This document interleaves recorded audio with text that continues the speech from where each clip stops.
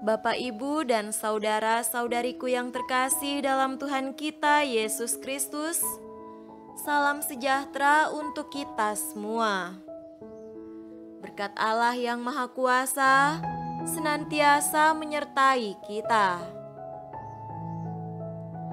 Hari Senin tanggal 13 Juni tahun 2022 adalah peringatan wajib Santo Antonius dari Padua, imam dan pujangga gereja.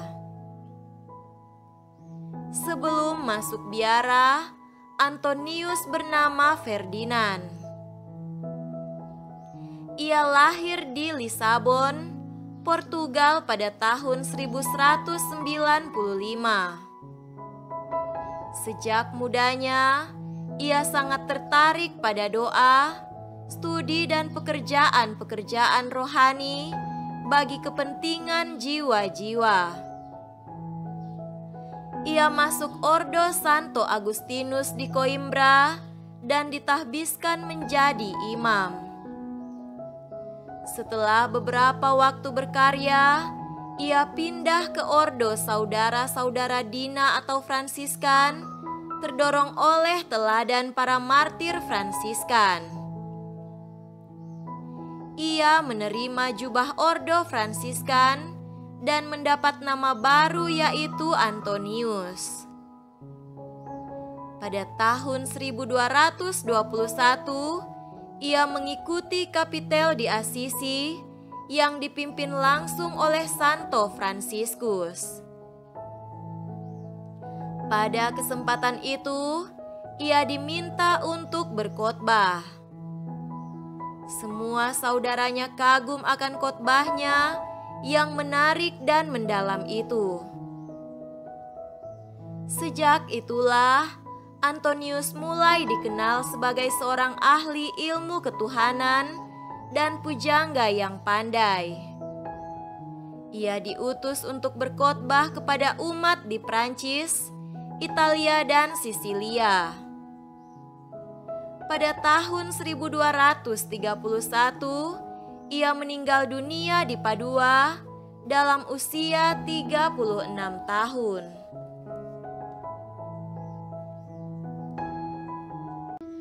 Marilah kita mendengarkan dan merenungkan bacaan-bacaan kitab suci.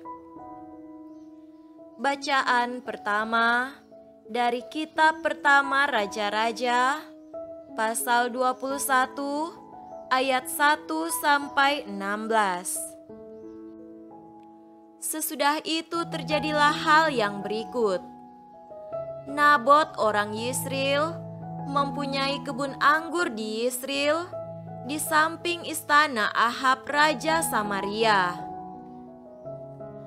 Berkatalah Ahab kepada Nabot, "Berikanlah kepadaku kebun anggurmu itu, supaya kujadikan kebun sayur, sebab letaknya dekat rumahku.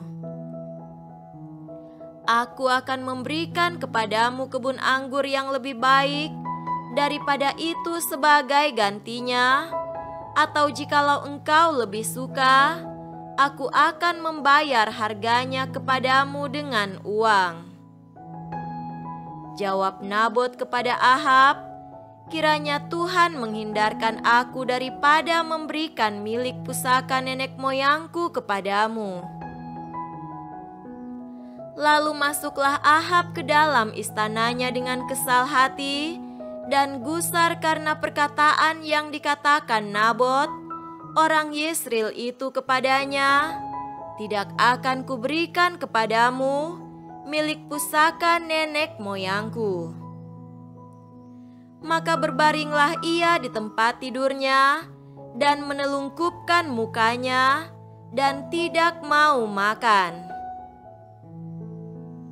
Lalu datanglah Isabel istrinya dan berkata kepadanya, "Apa sebabnya hatimu kesal sehingga engkau tidak makan?"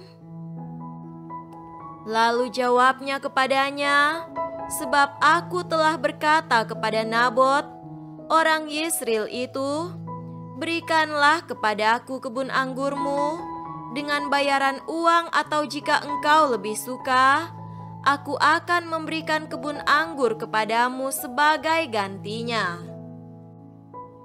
Tetapi sahutnya, "Tidak akan kuberikan kepadamu kebun anggurku itu."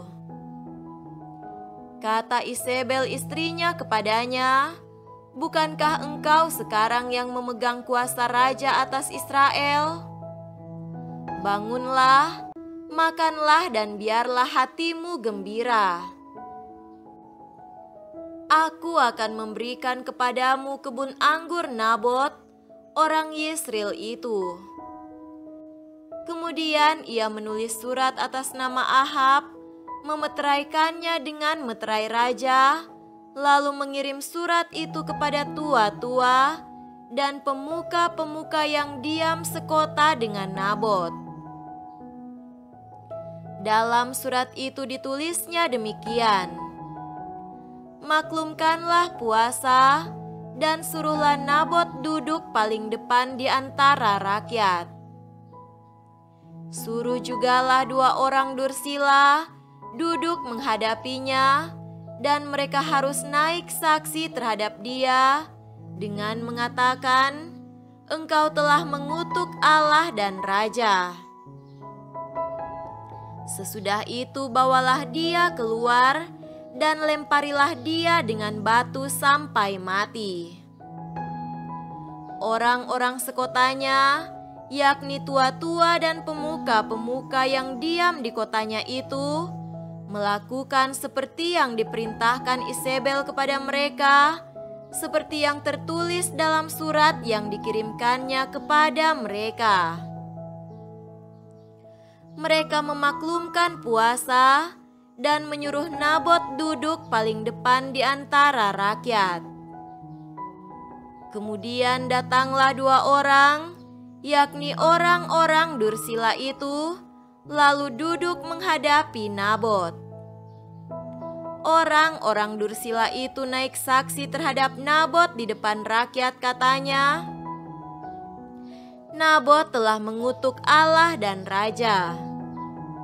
Sesudah itu mereka membawa dia keluar kota, lalu melempari dia dengan batu sampai mati. Setelah itu mereka menyuruh orang kepada Isabel mengatakan, "Nabot sudah dilempari sampai mati."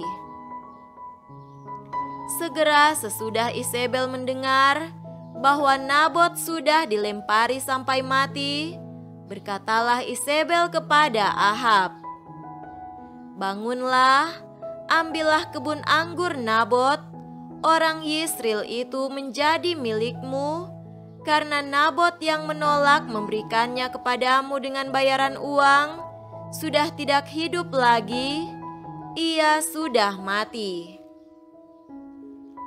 Segera sesudah Ahab mendengar bahwa Nabot sudah mati, ia bangun dan pergi ke kebun anggur Nabot, orang Yesreel itu, untuk mengambil kebun itu menjadi miliknya.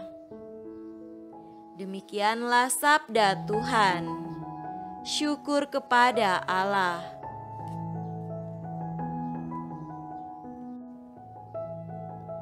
Semoga Tuhan beserta kita sekarang dan selama-lamanya. Inilah Injil suci menurut Matius. Dimuliakanlah Tuhan. Injil Matius pasal 5 ayat 38 sampai 42. Kamu telah mendengar firman, mata ganti mata dan gigi ganti gigi. Tetapi aku berkata kepadamu, janganlah kamu melawan orang yang berbuat jahat kepadamu, melainkan siapapun yang menampar pipi kananmu, berilah juga kepadanya pipi kirimu. Dan kepada orang yang hendak mengadukan engkau karena mengingini bajumu, serahkanlah juga jubahmu. Dan siapapun yang memaksa engkau berjalan sejauh 1 mil, berjalanlah bersama dia sejauh 2 mil. Berilah kepada orang yang meminta kepadamu, dan janganlah menolak orang yang mau meminjam daripadamu. Demikianlah sabda Tuhan. Terpujilah Kristus.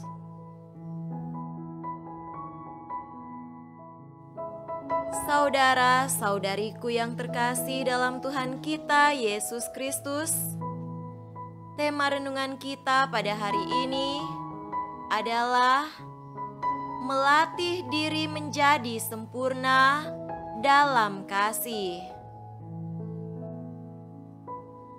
Tentu tidak ada dari kita yang dengan mudah menjalankan beberapa nasihat Yesus ini.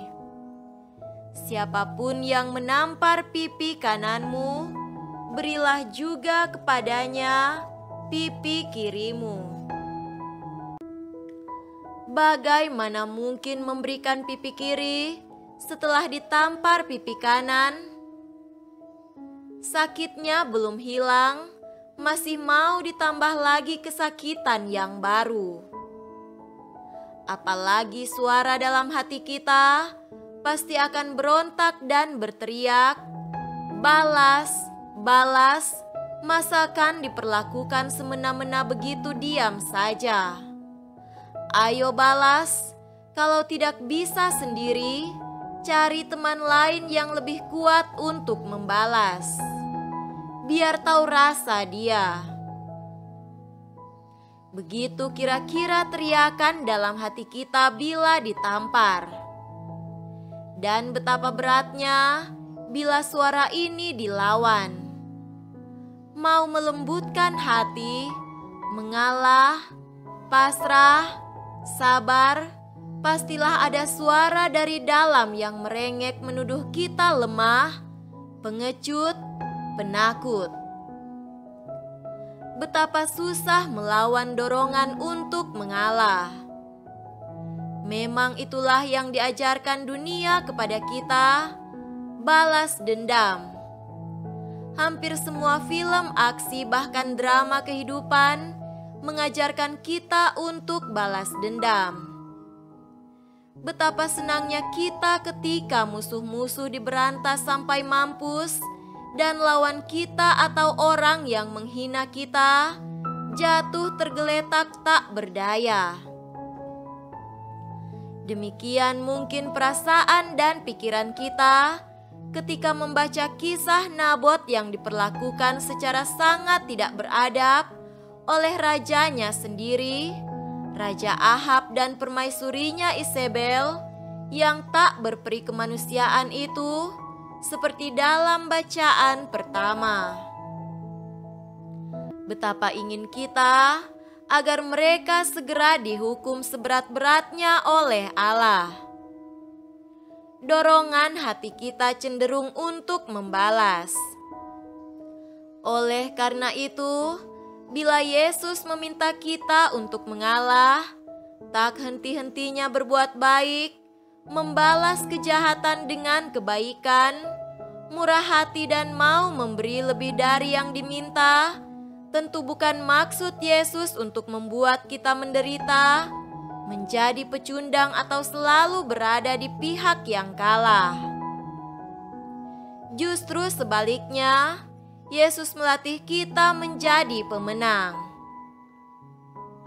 Saat kita dihina, dilecehkan, ditampar, diperas, dipaksa, inilah kesempatan bagi kita untuk menjadi serupa dengan Yesus, yakni mengalahkan kejahatan dengan kebaikan, menghancurkan kebencian dengan cinta kasih, menghalau kemarahan dan balas dendam dengan ketulusan hati, serta mengalami kelimpahan anugerah Tuhan oleh keikhlasan hati dan semakin sempurna memiliki cinta tak bersyarat.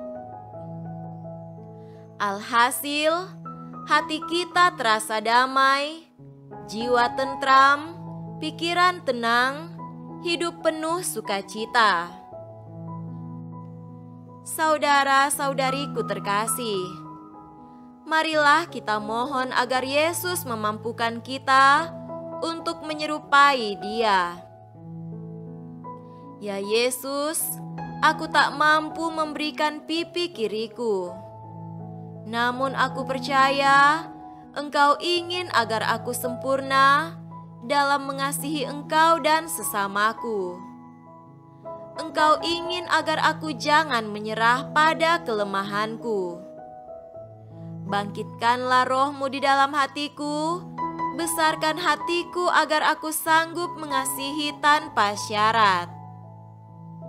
Kuatkan aku merangkul salib-Mu, agar aku dapat berpegang pada perintah-Mu.